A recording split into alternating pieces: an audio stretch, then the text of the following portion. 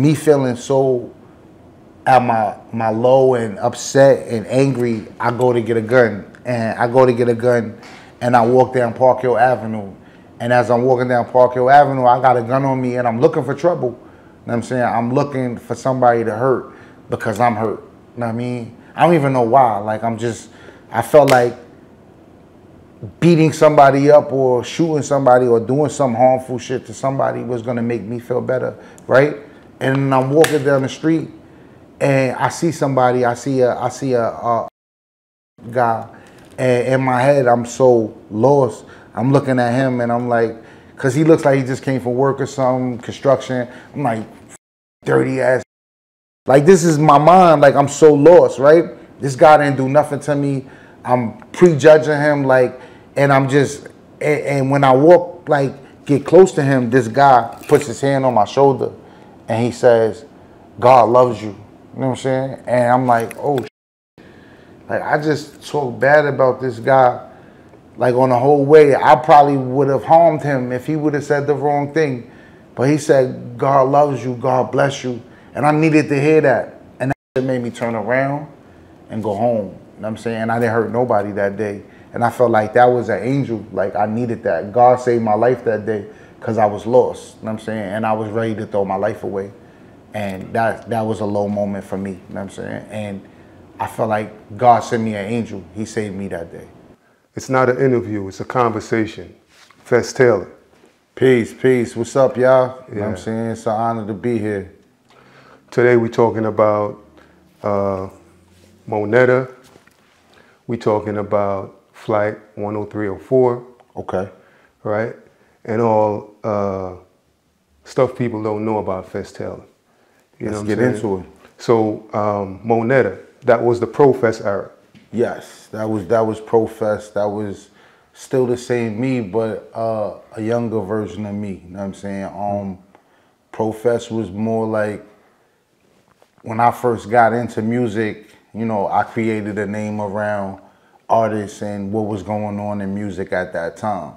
And you know, I did work under that with King Just, but after that, building me, I came into Fes Taylor, you know what I'm saying? And that, I took that on. So you might find like the early work, King Just, and when I was making, you know, the early Militant Misfit work and stuff like that. But after my whole solo career, it's pretty much been Fes Taylor.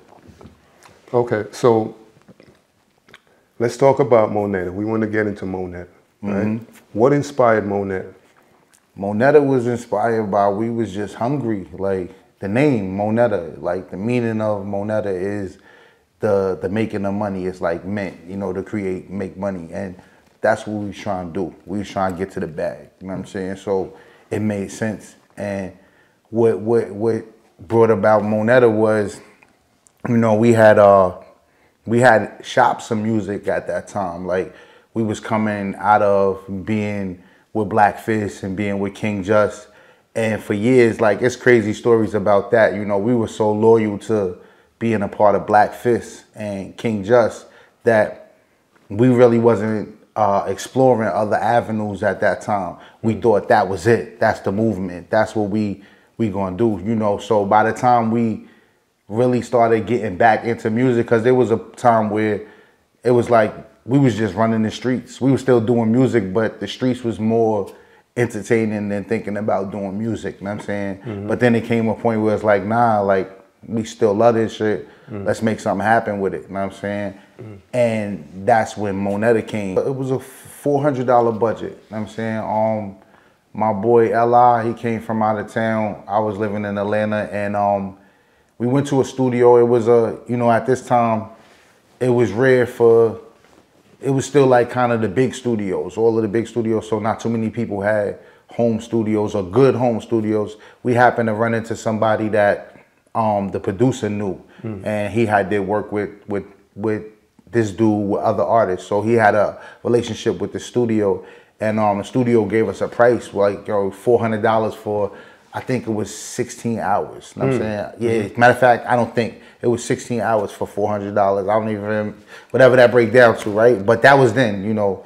I don't even think, you're probably not getting that type of price now. But So we had $400 for 16 hours, and we went in there and we had a plan. You know what I'm saying, and we had already, me and the producer, we had already worked on the album. Like, so like we did a lot of pre-production too. Like, so a lot of the joints was already, we had already recorded them in his house, you know what I'm saying, in the producer's house. But it's a real low quality. But it was just for us to get an idea of the song. That's how we knew, like, now we had something. We gotta do this for real. You know what I mean? So we went in there and wait, what was that setup like at the producer's house? What was that setup? This was like was real the booth hip-hop. in the bathroom? Like, nah, it wasn't even no booth. It was like this, like a mic, you know what I'm saying? I don't even think, it was probably like one of these. It wasn't even a real studio mic. It was like a performance mic, you know what I'm saying? Like, it was we had like 2 tracks, and he was more into making beats. His thing wasn't recording, but he was able to record, you know what I'm saying? And he knows how to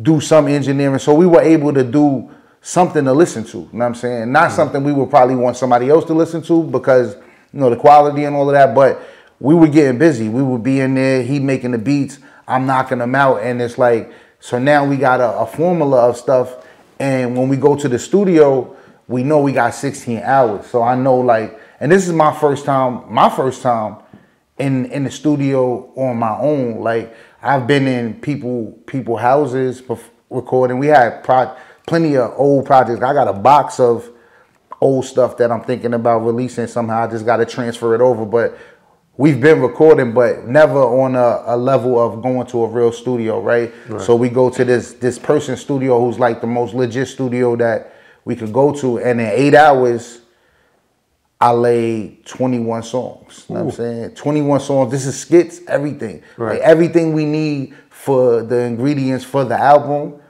8 hours, I knock it all out. I go in there, I'm like this. Next song, next song, next song, skit, next song, next song, next song, next song, till we do 21 songs. You know what I'm saying? And then we come back the next day and we mix for 8 hours. We mix everything, and then we put that project out. Wait, so now, how experienced were you recording those 16 songs? How experienced were you?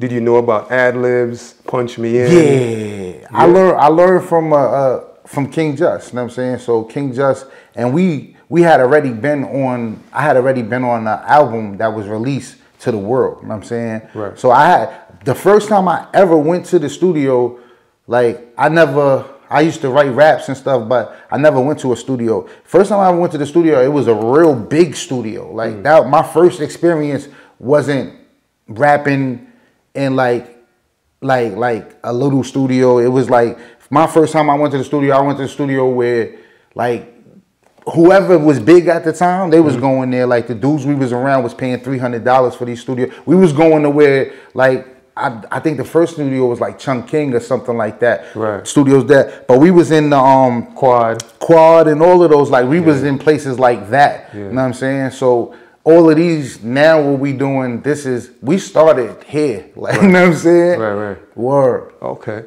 So now you guys are getting ready to put out Moneta. Yeah. Right? Was it like official artwork, shrink wrap and all that, or was it just the first Moneta? I mean, we always utilized our whatever we had around us, right? So we always had fans that did artwork. Fans they just liked our music. They would do artwork for them.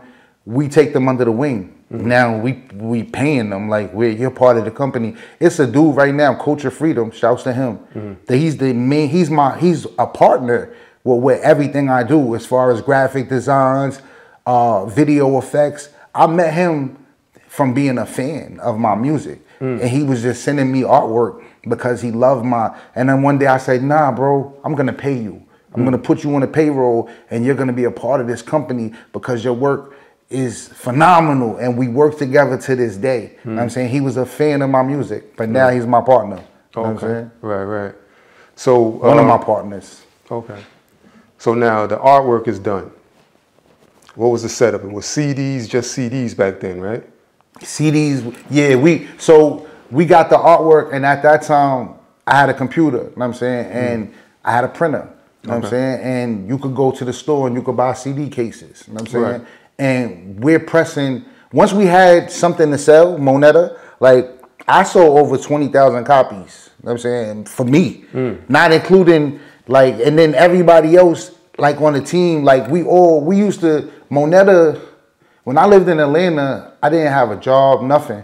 I went out every night and sold CDs for a living. Like I knew I had to sell, I had to make at least $100 a day. Like, you know what I'm saying, 10 CDs. I had to do that or I wasn't gonna have no bread. And I was selling. So hold up, this was hand in hand, and right? I was selling 30, 40, 50 a night. Like, you know what I'm saying, 60 a night sometimes, depends. Like, and we're all doing that. Like, we had a slogan, never ever stop pressing Moneta, because Moneta was so good to all of us. Anybody, all you had to do is have one CD, be able to take it to your computer, make a copy of the cover. Wherever you live, we would do that. We would ship it. It was like packs, like giving out packs of drugs, right? So we'd send a master to my man in Arizona and be like, yo, just run it up, my nigga. Like, you know what I'm saying? Right. And now he's making money. Like, we all making money. And I don't even care because I'm making the money and you making the money and keeping it. You don't got to kick nothing back. It's promoting. You got us buzzing in Arizona. Now you got us buzzing in Maryland. You got us buzzing in DC. Like, we built our own shit. Like, you know what I'm saying? Off of Moneta. Like, you know what I mean? That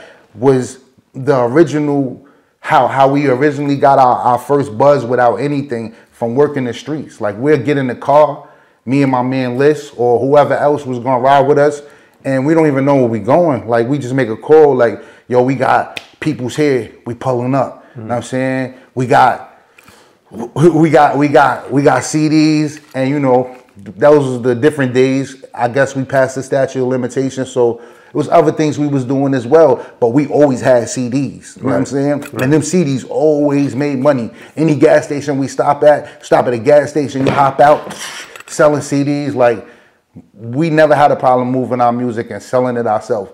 It was a time, like, this is my favorite thing. I love when people ask me stuff like this. People would say stuff like, yo, if I pick any song, this was Moneta Day, I pick any song and whatever song I pick, if it's fire, I'm buying it. Anything you pick off Moneta. Like, you know what I'm saying? It wasn't a song nobody ever picked for, like, just guess. Like, guess whatever song you want to play from Moneta. Like, you know what I'm saying? It's sold. If they said that, it was a sold CD. Like, you know what I'm saying? Right. So basically it was pretty much hand to hand. Hand in hand, yes. Did y'all out put the trunk, you know what I'm saying? Driving, getting on the bus, train, wherever, like just moving. Yeah, I had it in like moms and pop stores. Eventually, we built up to that level. Moneta is what got us into a situation where we was even able to do business with companies. Right. We met a company because we were selling Moneta in the parking lot of, I think, a Wu-Tang concert. You know what I'm saying? Because that's what we would do too. Like, we go to any concerts that was in our city, or any, like, we out of town and there's a concert, we know that if you make music that's like anything kind of like our music, or you know, like the type of fans that might like our shit, we there and we pushing our music, and we're guaranteed to sell. And we taking, like, again, you can ask any of my friends, like, we just, if you on the block and we rolling somewhere, like, I took all my mans to Nebraska, like, on our own tour. Like, we, and the way they was able to eat was like, yo, bro, you gotta sell some, unless you got your own money in your pocket, that's cool. But if you want to eat on this tour, you gotta sell some CDs, and that's your bread. Like, you know what I'm saying? Like, and everybody was good. We pay for gas. Like, we didn't have to come out our CDs, pay for everything. Like, always. Like, you know what I mean? Yeah. So, did y'all used to press people to buy the CD? Because I know back in the days, dudes used to press people. Like, we wasn't pressing. Like, first of all, like, it's image, right? So most of the time, people were ready with us. You know what I'm saying? When they first see us out of town, like, you know, we dress like New Yorkers. We not no bum dudes. We already attractive to the eye. You know what I'm saying? Like, so it's like, people already see us and gravitate to that. And then when they find out what we're doing and it's something good, you know, that always worked for us. You know what I'm saying? We never really, again, you don't sell every CD, but yeah, we was selling, majority of the CDs was an easy sell. And this was a time where, you know,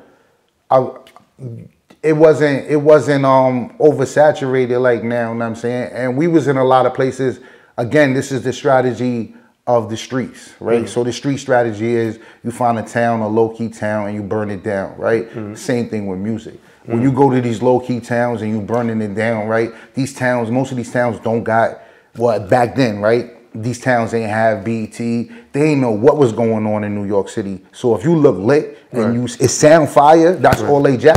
Like they think that you the man in New York. Like they don't even know. They can't get on the internet and Google at this time. You know what I'm saying? You can't go on social media. So if you look like you lit and you from New York and you out there and you like, nah, I'm lit. And we really was lit. Like, you know what I'm saying? They jacking it. And that was that was most of the time, that was the way in right there. Just being who you are and people with you. You know what I'm saying? All right. How far would you say Moneta got? Like, was he on college radio? You did any tours? Like college radio. Again, we did our own tours.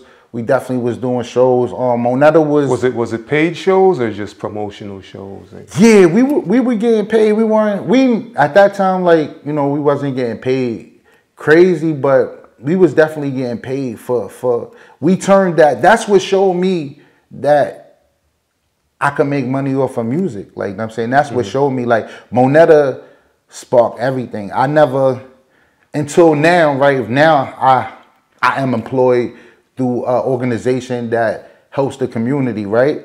But before this, music has always been my only job. You know what I'm saying?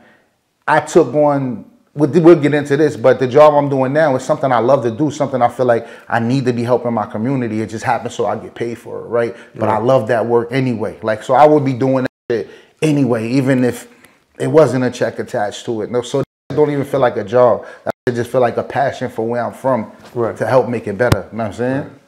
All right. Let's get into some of the songs on Moneta. The Chase, is that a true story? The Chase is not a true story, right? But the Chase is inspired by a lot of reckless events. The Chase is inspired by probably like movies like that. And again, so I'll tell you, right, when I was doing Moneta, I studied certain albums, right? This is my first album. So I studied all of my favorite albums from the past, and I studied my favorite albums at the time. And it just happened so, right? 3 of the albums that I really liked at that time was, I don't remember the name of one of them, but I know the artist, Kool G Rap. So, and I'm gonna say the other 3. It was Kool G Rap. I think Come Home With Me was out at the time or something like that, right? And Kool G Rap, Come Home With Me, and then, and Sticky Fingers had dropped some shit called the Diary of Kurt Jones or something. Probably went over people's head, but I checked for that was fire. The concept. So those albums plus my favorite albums that I like from, like, I studied those, and that's what made me create Moneta. So the story, right, that actually came from me hearing G-Rap do something like that on his album. He did a story. It wasn't like how I did the same story, but he did like 3 different stories to 3 different beats on his album. You know what I'm saying? And I like that. Like, you know what I'm saying? I was like, damn, like, you know what I'm saying? I'm gonna do like a skit story to the same beat. So it's like, you know, I was just studying hip hop and all the things I like and all the ingredients, and I put that shit in my pot and created what I want. It's like when Punch said, you know, and all artists I think do this, like, you got your favorite rappers, you pick little things, you make your own, but you learn from certain artists and you create your own, you know what I'm saying? And that's where that came from. And The Chase was not an actual story, but it does have a lot of fictional real shit, if that makes sense. Like, you know what I'm saying? From like different incidents that I may have seen or I've been around, or things I may have done myself, but it's not all one true story. Got you. All right. Jailhouse Rock. Jailhouse Rock. That's a true story. You know what I'm saying? That's a true story. I wrote that. I wrote 1 verse in Brooklyn House and 1 verse on Rikers Island. I used to. All right, hold on. Yeah. Now, let's go back. How did you get there? What happened? All right, so unfortunately at this time in my life, I tell this story too. I just said I work with kids and help them, so I tell this story to them. So I'm in the community.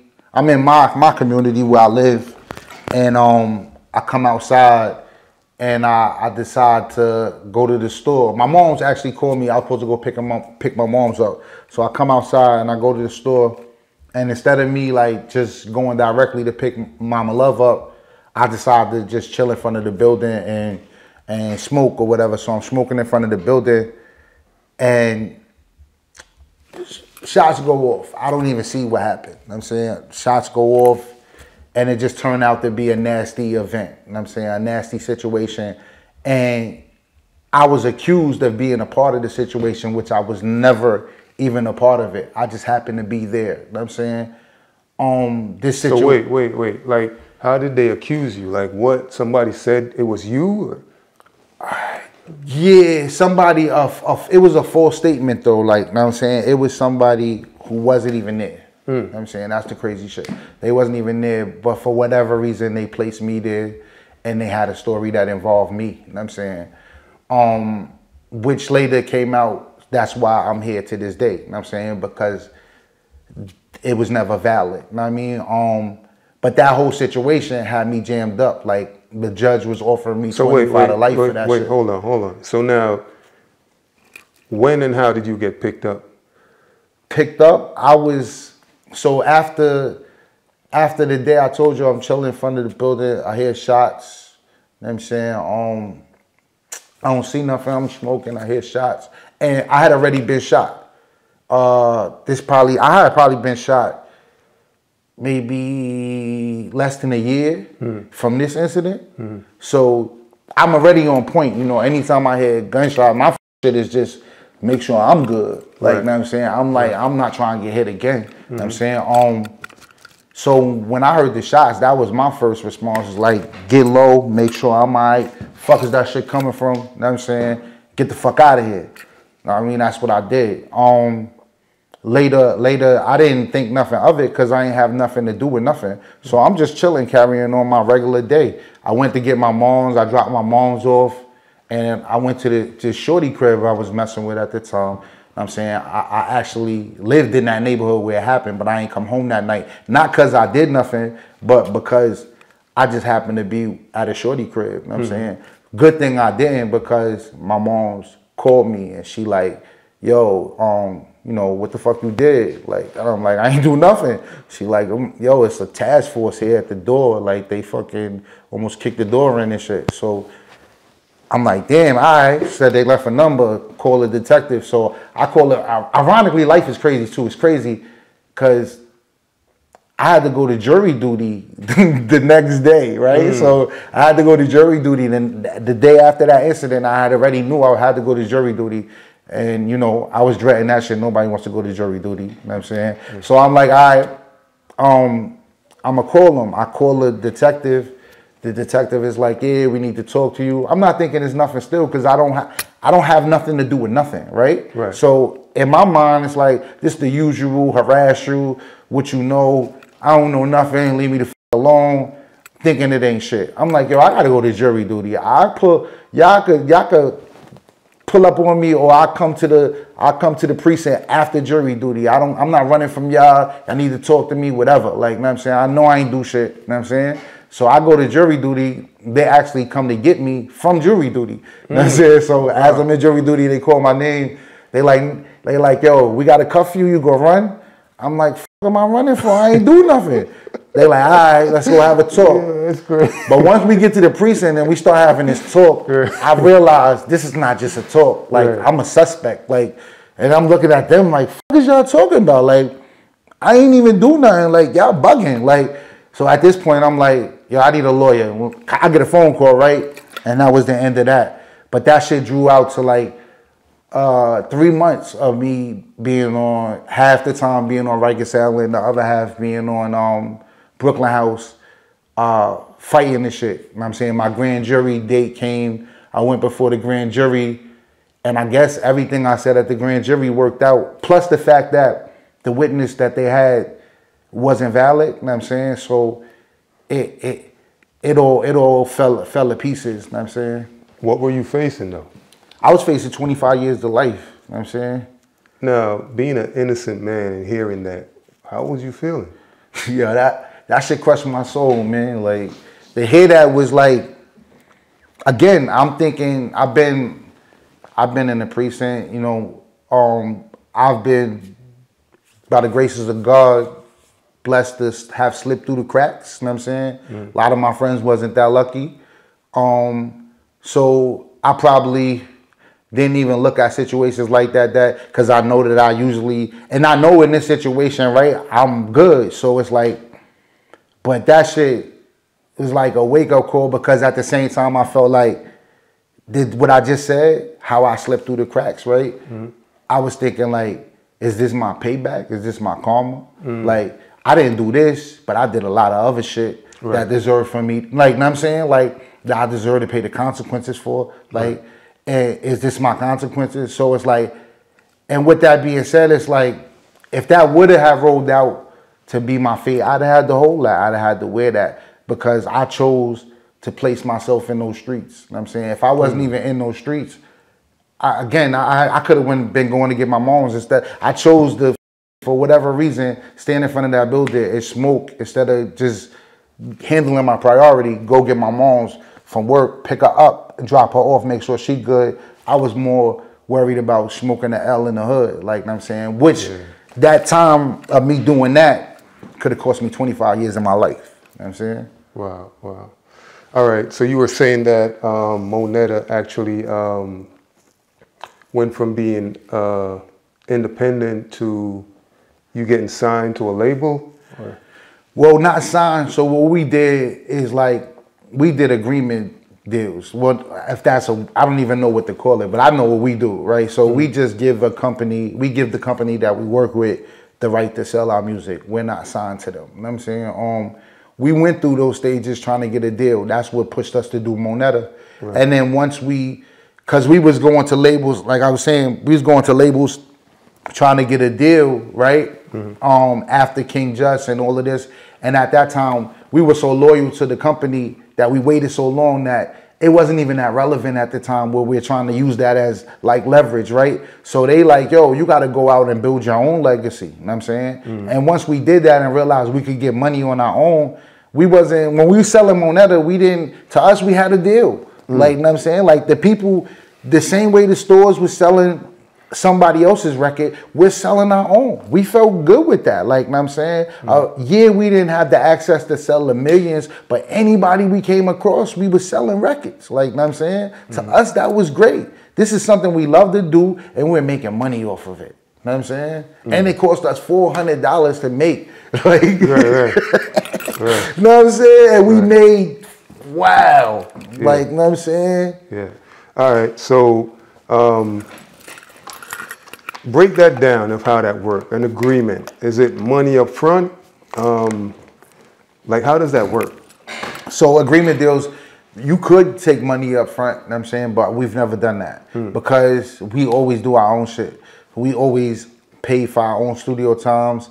We always pay for our own videos. This is why I learned how to do videos myself, you know what I'm saying?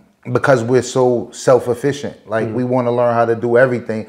Not saying we only do business with ourselves, but if we have to, we want to be able to do it. You know what I'm saying? So, we never took money from nobody. We just getting to a point now, like, we got a project. Me and King Just got a project coming out. And we got a budget for that. You know what I'm saying? This is the first project I ever asked for a budget for marketing, stuff like that, because we usually handle it ourselves. But I'm definitely at a stage where I'm about to start tapping into that. I know that I'm worth something, you know what I'm saying? I know I can get a budget, and I never ever asked y'all for $1. And y'all see that I put my own money into this, and I've always made it work. So now when I do start asking, so let's hope y'all got the right check for me. I'm trying to get a better understanding, right? Yeah. The agreement deal, you give them the rights to sell your music. Yeah. What do you get? Well, so it's a split, and this is why that agreement deal is about to be. I'm not gonna say we're gonna put an end to it, but we're renegotiating things right now because that deal was set up. It was set up years back, right? And the way it was structured was, and this was good for us at the time. It's a 50-50 split, right. And you know they have a distribution company, so the distribution company takes 20%, right? So there's 80% left, so 40-40, really. You know what I'm saying? That's the split. You know what I'm saying? But for that might work for if we were taking a lot from the people, but we're not. We don't ask for nothing from the company, right? So me reevaluating things now at the stage I'm at now, and as self-efficient as we are, that split needs to look more like. And this is crazy because maybe I don't know. Maybe I shouldn't be saying all of this because the negotiations is going on right now. But fuck it, because this is the only thing I want, and I won't settle for anything. And again, we're in control of our music. So if they don't agree on this, right? The only other option is you don't have the right to sell our music.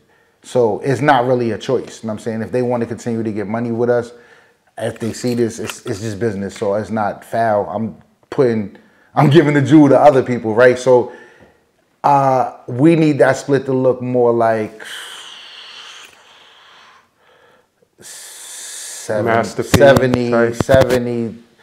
Well, we said 80. So yeah, like 7. I would think like shit 70-10.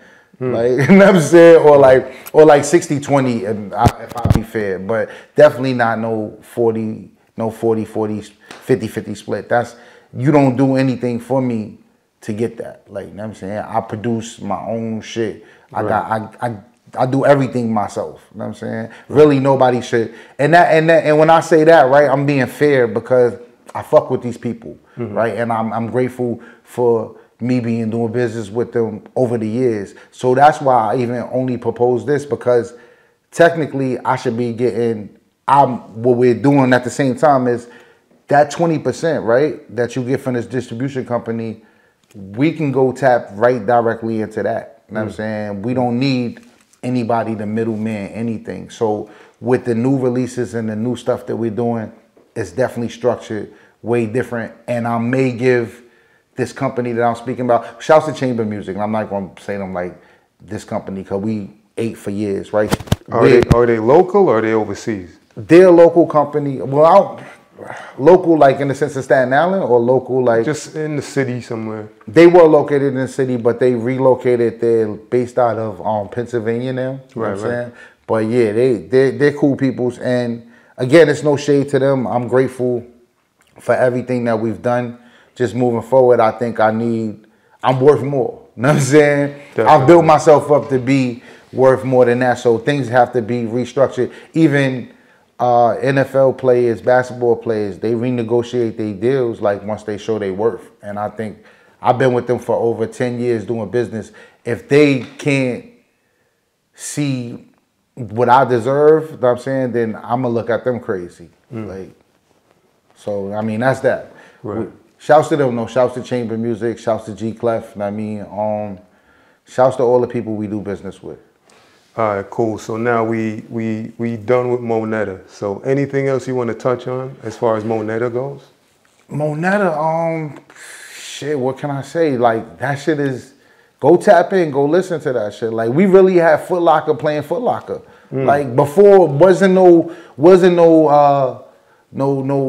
business. Like, we did a deal with Foot Locker, but they fuck with that song so much that, like, when we walked in, if we walked in at Foot Locker and was like, yo, they play music at that time in the stores and shit. This is before, again, satellite radio, all of that. They playing CDs and shit. Right. So we play that in the Foot Locker. Whoever is the manager in Foot Locker, he's like, nah, we putting that in rotation. Right. Like, you know what I'm saying? Foot Locker is bumping our shit. Yeah. Like, they fuck with it. Like, I mean, what else?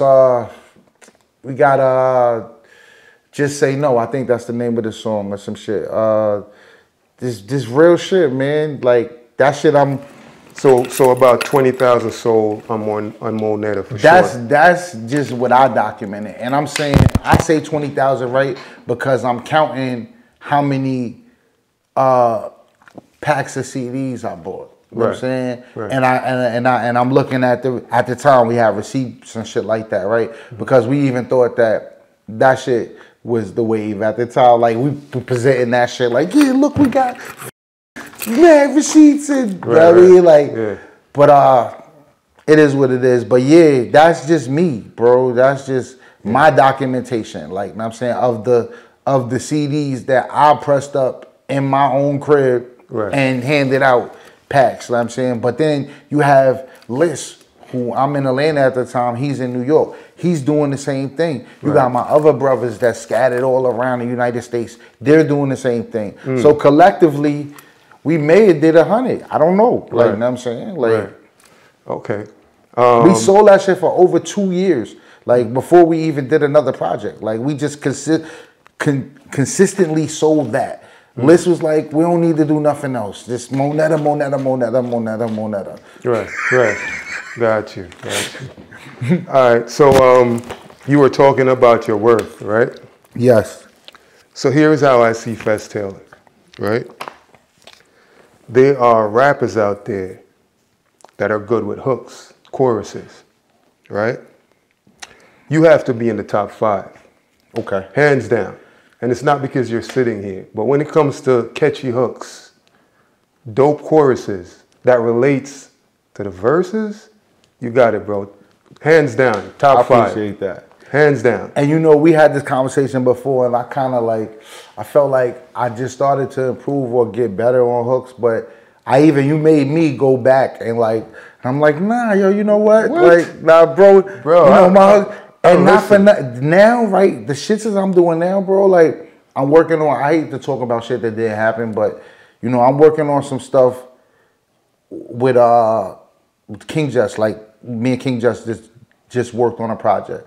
The hooks is crazy, like, you know what I'm saying? Like, I just did some potential work that I could potentially be on the new, could I say it? I mean, we speak it into existence. I know it's gonna be some stuff there. We don't know what's gonna make the project, right? But I did some work, some hooks and some stuff, different stuff for the new Meth Lab project. You know what I'm saying? Crazy, the hooks, like, so you might even spark like through the battery at my back for that, because ever since I left here and we was building, like, you know what I'm saying, I've been going kind of stupid with the hooks. Nah, bro, hooks is crazy, bro. I appreciate that. No doubt.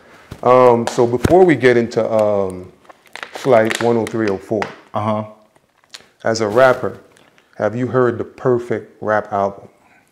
The perfect rap album to me is Illmatic. You know what I'm saying? It's others, but just off, like, if I could say, you know, Illmatic. Even, like, King was the first rapper that, I don't know, man, we're going to leave it alone, because I don't want to start dissecting people's albums, but the first perfect album that I heard was, like, Nas, Illmatic. Like, that was a playthrough album. Kane joint was my joint, though. That Long Live the King. That might have been a playthrough album, too. I got to revisit that. I don't know about all the other ones, but the first Kane joint, at that time, you know what I'm saying, what they was doing with rap, the first Kane joint was like, that was a classic too. Oh, okay. All right.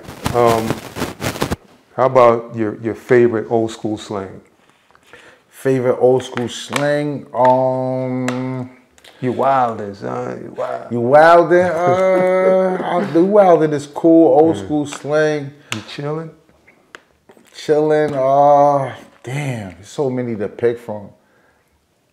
Something from Shaolin. Something from Shaolin. What the West Brighton dudes used to say. Like, but this is not something everybody gonna know. Like, you know what I'm saying, only if you from West Brighton or something you gonna know it. But like the gritty grots, that's what they used to call it, the little nasty joints. Like, you know what I'm saying, little. You mean like a chick? Yeah, they used to call them gritty grots. West Brighton was the king of the slang. Like, besides Lounger Low, shouts to Lounger Low from the Hill. You know what I mean? West Brighton, they had all kind of lingo. Like, shouts to the West. Yo, the first time I figure out what Power U was, right? This was years after the fucking album came out. Okay. I'm like, what is that? She got that good power, You know what I'm yeah. saying? Let's take it to Flight 10304. Okay. How did that came about? Flight 10304, that's when I guess we put in enough work for a label to really, because again, we've always been associated with Chamber Music, which is an independent label, right? Mm-hmm. And we've always had distribution through whatever companies they mess with. This probably was our biggest company. It was a bigger company. It was still through Chamber Music, but it was also through Koch E1. You know what I'm saying? So even though they're an independent, but they're a bigger independent than the independent we was dealing with. At that time, they had, I think RZA had an album out with them. They had Jim Jones with Ballin'. They had a lot of artists over there that was doing certain things. So to be on that roster was pretty cool. Like, you know what I'm saying? So hold on. I'm trying to get the setup. You get called, you go to Koch, you're in a room. What are they saying? Well, I don't necessarily never have I never had like a meeting. It just was like they want to fuck with you. Like, you know what I'm saying, we could get this. My man's at G Clef, who at Chamber Music, his partner, G Clef's partner from Chamber Music, I forgot his name, but he was, him and G Clef already had a relationship through doing business at Chamber Music. Then this guy got a job at Koch as like, I want to say like an A&R type of dude, but maybe not that. That's not his exact position, right? But he was able to get some people to listen to my work. You know what I'm saying? And they were interested in me and another artist that was working with Chamber Music at the time. So both of us had an opportunity to do a project with that company. So we never really had like a label sit down and nothing. It was more like, yo, it's the contracts. I look it over, fuck with it, sign it, let's make it happen. You know what I'm saying? You remember anything from the contract? The contract was pretty bad. Like, you know what I'm saying? And I'm stupid. Because I was mad hype, you know what I'm saying? And I probably didn't even take the proper, I did look it over with a lawyer. We always look it over with a lawyer. And the lawyer had advised me to change some things, you know what I'm saying? And I was being kind of cheap, which was dumb. I'm being honest. Like, I was being cheap. And I made a decision to go forward, and that shit, Flight 10304 was a good album as far as publicity. Like, you know what I'm saying? It got us a lot of blog placements and a lot of stuff. But financially, that shit made everybody else more money than it made me. You know what I'm saying? And that's the crazy shit. Like, I remember looking at, like, you know, you get your statement, and they break that shit down. They break it down like who gets paid what. And you see the big numbers, and you know what I'm saying, and they start trickling down, and then you see your numbers, but you looking at everybody else's numbers up here, like, hold up, how, like, the shit made money, I just didn't make a lot of money off of it, like, you know what I'm saying, but I got a lot of exposure, you know what I'm saying, a lot of, so that taught me too, like, I'd have been better off sticking to my regular script with that project, like, you know what I'm saying, but I guess it comes with both, because it's like then maybe I wouldn't have got a lot of the exposure and the blog placements and the stuff that led up to other things too. So I guess it all balances out. You know what I'm saying? We still here and we bounce right back with other projects, and we still making money now. You know what I'm saying? But that particular project though, you would think that's the biggest release I did, you would think that made me the most money. It didn't. You know what I'm saying? Nah. Oh man. Was it worth it? Yeah, I mean, it's the gift and the curse too. Yeah, it was worth it, bro. I don't feel like nothing in life. I don't want to feel like, I feel like everything happened for a reason, right? And I'm grateful. Again, we still here right now. We doing this interview. We still making moves. It's a lot of great things happening for us, so I don't regret it, because again, like, financially, it could have been better, but it did open up a lot of other doors for a lot of different things. You know what I'm saying? rappers from you know, early 2000 never seem to regret certain things. Like, for example, the financial part. Like, why not? I mean, think about it. Because it's a learning experience, bro. Like, it's what I've learned is, right, even your losses is teachable moments. You know what I'm saying? Like, somebody says something. Your mic. It's off? Yeah, you're good now. You're good. Even your losses is teachable moments, man. Like if you don't lose, you can't learn to win. Like, you know what I'm saying? Like, you gotta go through the mishaps to get better. Like, if you just win off top, it's like, yeah, you great, but you could have been so much greater. Like me, and this is why I mess with King Just, right? Shouts to King Just. When I first started rapping, he used to tell me I sucked. Like I was trash. But he knew I was nice, but he didn't want me to just think I was nice. And he thought I was so nice that I could evolve and be better. Like, you know what I'm saying? So he pushed me and pushed me and pushed me and pushed me to get better. Every time he told me he didn't like a rap that I pretty much knew was fire, it just made me go write another more fire rap. Like, you know what I'm saying? So that's the same thing with your losses. Every time you take a loss, you know, every time you scuff your knee, you fall down, you get up, you become stronger. You more prepared. You know how to deal with that fall now. You know what I'm saying? Like, that's what your losses are. Your losses is not always bad. They're teachable moments. Like, you know what I'm saying? Losses build you up to be the winner that you are. Okay, so now, when that album came about, I'm assuming that chamber music got a percentage. Yes. Okay. Their percentage was better than mine, of course. You know what I'm saying? Everybody ate off of that shit except for me, bro. Like, everybody got thousands of dollars. You know what I'm saying? But that's what I'm saying. You're in the driver's seat. Everybody got a lot of money. Where you think the mistake came at? The contract? You not making like a better yeah, it was definitely the contract, and it was like, for, again, I undervaluing yourself, because I did everything. I ain't take no budget. I still didn't even get a budget with that. I did my own, paid for my own studio time, got my own features. I had inspected deck on that album, other people. Like, that was all off of my strength. Nobody ain't helped to, the label ain't helped to pull that shit off, you know what I'm saying? And you know, Deck, I never said this, but Deck was telling me not to with that shit too. Like, you know what I'm saying? So I just probably, again, you talking to somebody who their dream is just to put out a real album. Not saying my other shit wasn't real albums, but it's like, to me, this is a step up. Like, you know what I'm saying? This is a chance for me to put out a project on a national level. Like, you know what I'm saying? It's like telling somebody who want to be in the NBA and they get a chance to at least play on the court, they're gonna say no.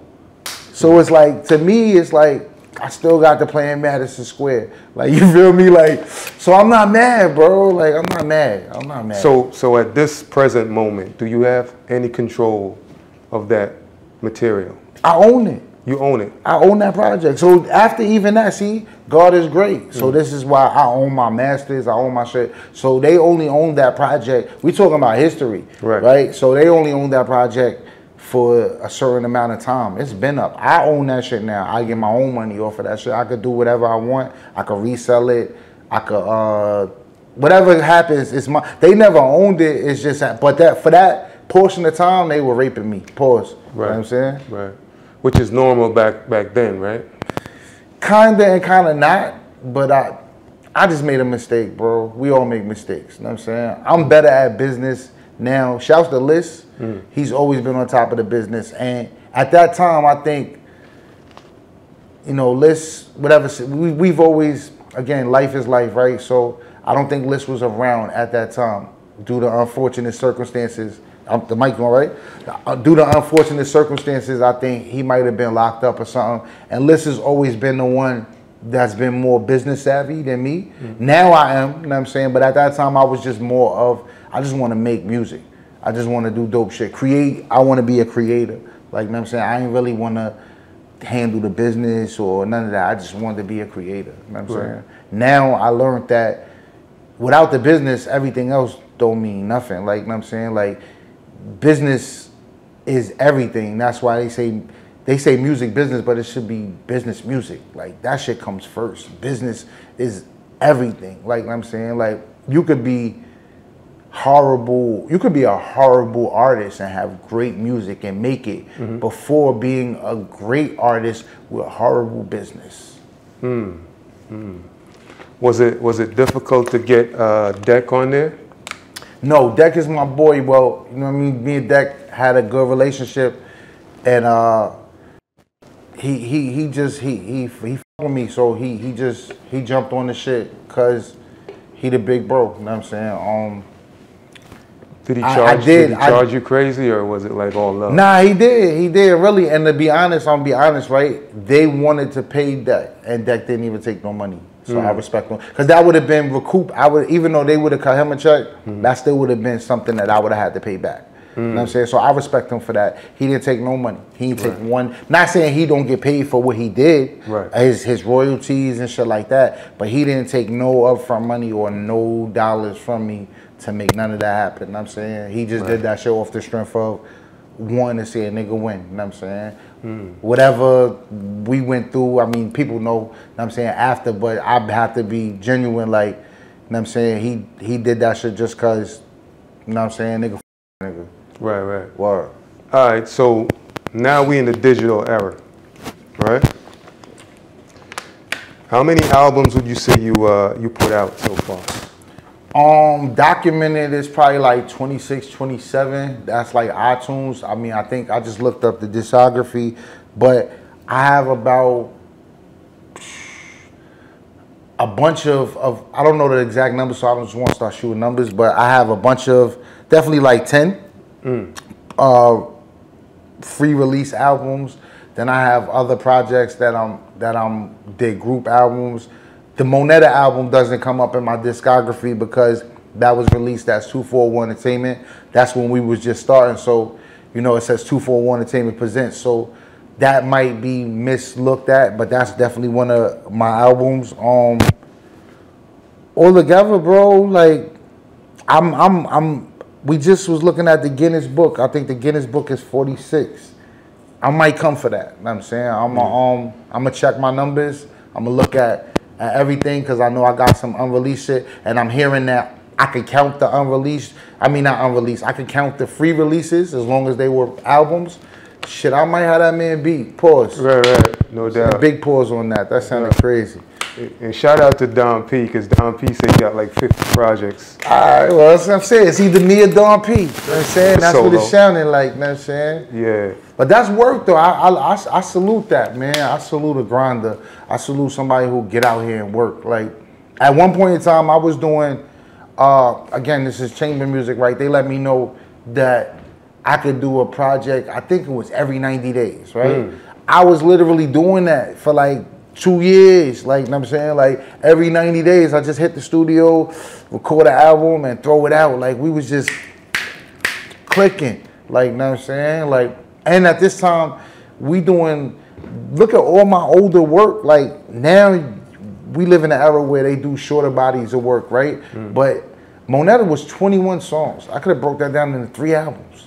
Like, not to today's standard, that's 3 albums. Like, you know what I'm saying? Like, word. Definitely. All my shits, all my albums, all my mixtapes, all of that. Like, and we counting mixtapes too? Mixtape, all of the So if you count, I got that, man. Pause. Like, you know what I'm saying? I'm coming for your record, man. Like, I'm about to count my list, man. If we count mixtapes, it's over. Like, I definitely got Boy Said 50. Like, we might have to listen. I'm open for a versus too. I'm just throwing that out there. You know Don P, you heard? I'm open for a versus, man. No doubt. We'll leave that there. As far as your last 3 projects, right? The last 3 that you did, because everybody wants real numbers, right? How much would you say each project sold? My last 3 projects? Yeah. I mean, downloads, you know.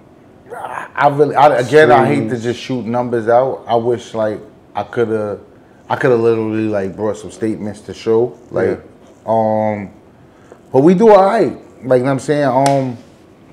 And again, like, it's hard for me to say, right, because my albums don't stop selling. So it's like, if I tell you a number now, that may change the next year. Like, you know what I'm saying? So even Moneta is still, like, when I get a, I will say this is what I can say. My strategy is, and this is something the company taught me, right? He was like, yo, the more you put out, the more you're gonna get paid, right? So we just said, I got 26 technically listed albums, 27, right? Whatever. Listed albums that are all for sale on iTunes. This may vary every month. Like, one month it may be this one sells the most, but then this month it's like a pair of Jordans for me. Like, I got wild work, so it's what you want. You know what I'm saying? If you want to go get the Jordan 1s, or you want the 12s, or you want the so that's how I look at it. So my shit is like, I may not sell 10 million on one joint, right? But when you add all my stuff up together, it turned out to a nice check. You know what I'm saying? Right. I will say that. I wouldn't be doing this shit if it wasn't about no type of money. Like, you know what I'm saying? I love it, right? But I also love to get paid for this shit. So if it ever comes a time where there's no room for us to make any money, I will gracefully bow out. I know my age, I know how long I've been here, but the people still love me and they still want me to do it. So it's like, what y'all want me to do? Some people be mad at me like, yo, when you gonna give up? Why the fuck would I give up if people keep wanting to buy my shit?